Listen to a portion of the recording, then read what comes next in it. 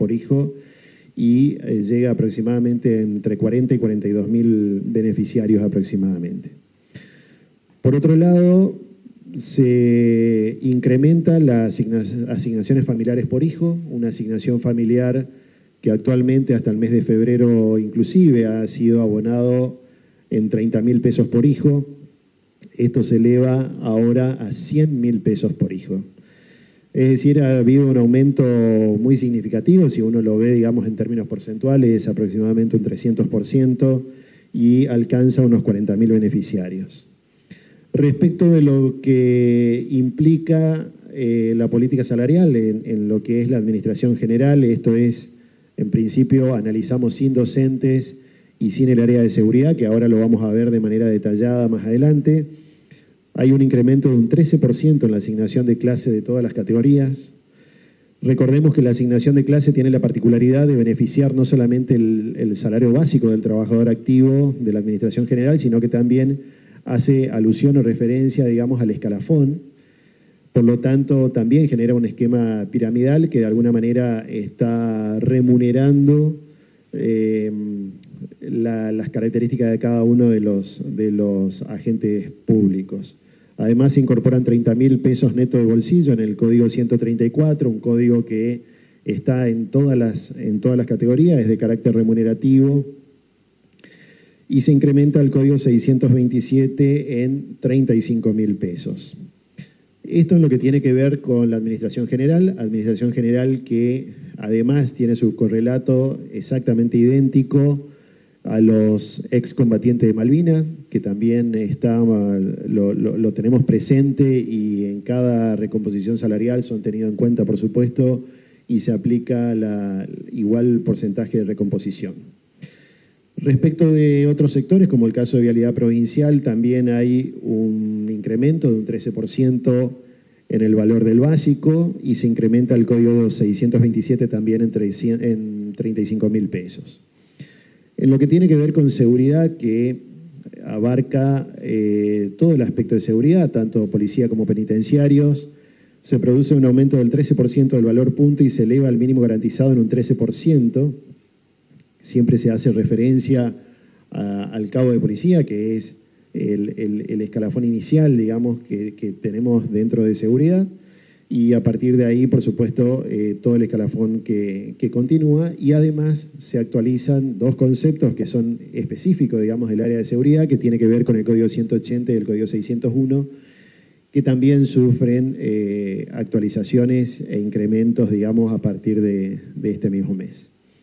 Respecto de salud pública, para las guardias médicas hay un incremento también de un 13%, tanto para residentes provinciales, que también es una pregunta frecuente, también lo es para residentes de origen nacional, si bien son pocos agentes, pero son residentes que desde el Gobierno Nacional no sufren aumento de manera frecuente, por lo tanto la decisión del gobernador ha sido también equiparar las becas de residentes nacionales en ese sentido y que también tengan igual incremento de un 13%. También impactan las becas de fortalecimiento, becas de enfermería y a los beneficiarios del programa Más y Mejor Trabajo, y también se actualizan dos códigos específicos que son el 182 y el 627. Acá con lo que tiene que ver básicamente con las distintas categorías, las distintas clases y los distintos sectores. No nos olvidemos que siempre comento esto, la particularidad que tiene nuestro sistema de liquidación de haberes, que tiene distintas formas de cálculo en función a cada uno de los sectores, y nos queda comentarle lo del sector docente. En el caso del sector docente, el gobernador ha decidido aumentar el salario básico para favorecer la carrera del sector docente. Este incremento sería del 13%, el salario básico pasaría a casi 180.000 pesos, salario básico, insisto. También se corrige el Fondo Compensador Provincial Docente, que pasaría a 316.500, y el complemento docente provincial, que es un concepto remunerativo, digamos, se incrementa a 30.000 pesos. De esta manera ocurre una particularidad que quisiera resaltar para el sector docente que se da específicamente este año y que el gobernador tomó la decisión de llevar adelante la equiparación con el segundo cargo. Un tema que en la mayoría, aproximadamente un 75 o un 77% de la planta del sector docente en el nivel inicial tiene 2 cargos.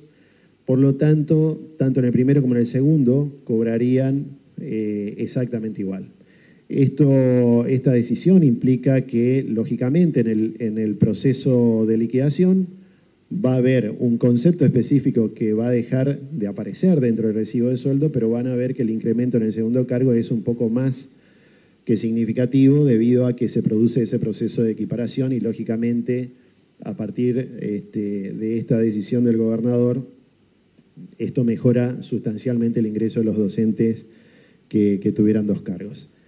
Para tener una referencia, un docente inicial sin antigüedad, sin salario familiar, estamos hablando de un cargo testigo, estamos hablando de alguien que recién comienza el día 1, digamos, dentro de la carrera docente en el sector activo, está un poco más de 710.000 pesos, y aquellos que están, digamos, que con la misma característica de ser iniciales, pero que eventualmente tuvieran jornadas extendidas. Sabemos que en los colegios primarios se da esta situación de jornada extendida, está aproximadamente en 760.000 pesos, pero acá quería resaltar, digamos, que lo más importante es que con esta corrección, el docente inicial sin antigüedad, sin salario familiar y que eventualmente tuviera doble cargo, que insisto, estamos hablando de la mayoría de los docentes, está por encima de 1.300.000 pesos de ingreso de bolsillo. Una cifra más que significativa, con una recuperación importante en este sector y, lógicamente, favoreciendo también, como ya se vino haciendo hace algunos años, favoreciendo también la carrera a través del incremento en el salario básico. Es decir, se aborda no solamente el salario de bolsillo, sino que también el salario básico, porque entendemos que esto remunera mucho mejor, por supuesto, a medida que aumenta la ubicación geográfica e incluso aquellos que tuvieran mayor grado de antigüedad. Estos valores que los mencioné a modo de referencia nada más, estamos hablando siempre de docentes iniciales, estamos hablando sin antigüedad, sin salario familiar, porque claramente aquellos que tuvieran antigüedad, por supuesto que estamos hablando de cifras superiores, y aquellos que tuvieran, por supuesto, salario familiar también se incrementa. En esta primera medida, la inversión anualizada, digamos, de lo que significa las medidas que se adoptan a partir de marzo, las cuales la gran mayoría son de carácter remunerativo y vienen ya dentro de la estructura salarial, en el año van a ser aproximadamente 130.000 millones de pesos de impacto presupuestario anual.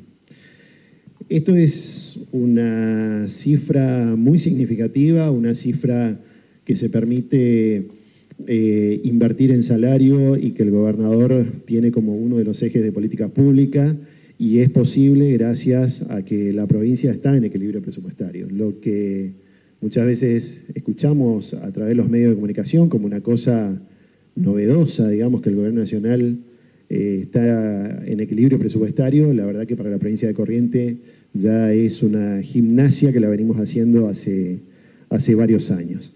Es decir, hay no solamente una recomposición, sino que ha habido cambios muy profundos en algunos sectores, que ha mejorado, por supuesto, y va a mejorar los ingresos de bolsillo. Estamos hablando de un 13%, si uno compara la inflación de los 2 primeros meses del año, y podemos hasta imaginar la inflación del mes de marzo, porque estos correcciones, estos incrementos salariales se van a fijar a partir de los salarios del mes de marzo. Vemos que estamos alrededor de 7-8%.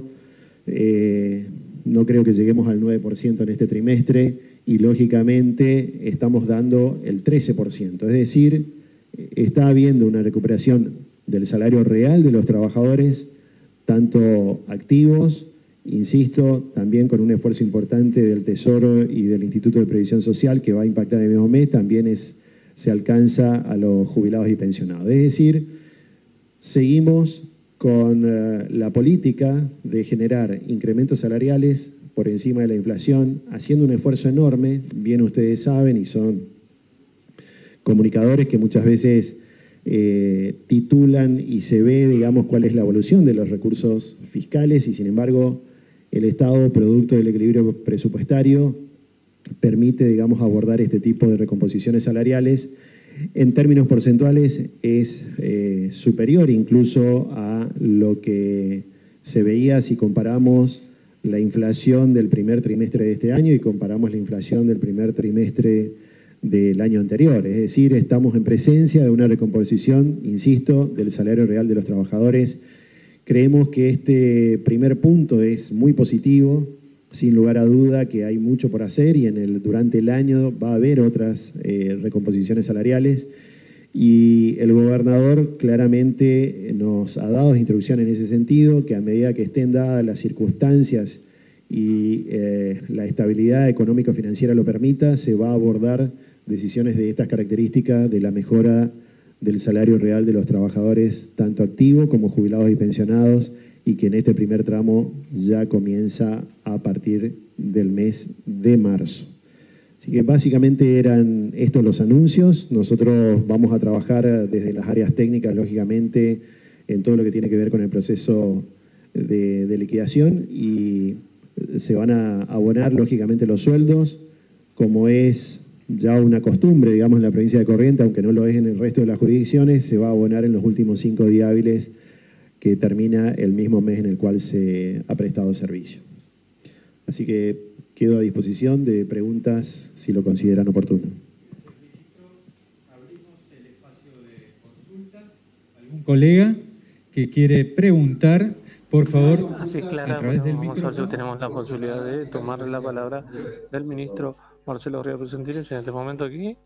Acaba de finalizar, por supuesto, su conferencia de prensa con todas las actualizaciones salariales que, bueno, que brindó aquí para toda la administración pública.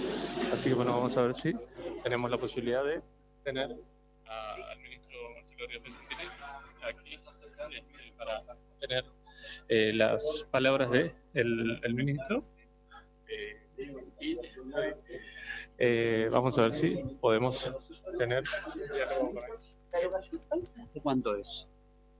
Teniendo en cuenta todos los números que dio. Tiene un impacto anual de 130.000 millones de pesos dentro de este presupuesto. Es el primer incremento que se ha decidido otorgar. Generalmente en el mes de marzo siempre se generan este tipo de incrementos. Así que, bueno, estamos haciendo los números que cada vez son más justos, a decir verdad. La inflación se ha desacelerado y por lo tanto también los recursos fiscales han tenido un ajuste importante, pero bueno, el gobernador tomó la decisión de llevar adelante. Eso nos permitió tener mayores argumentos como para maniobrar de mejor manera, digamos. Sí, sin duda. Esto da la posibilidad que las finanzas sólidas se pueda abordar este tipo de decisiones. No nos olvidemos que en la provincia de Corrientes se abonan los sueldos dentro del mismo mes que se está prestando servicio. Esto, que parece una obviedad para nosotros, no es si uno lo compara con otras jurisdicciones provinciales. Así que eso siempre es posible en función al ordenamiento de las cuentas públicas. Ministro, ¿qué presagio de la economía en este año? Como vieron los números y demás.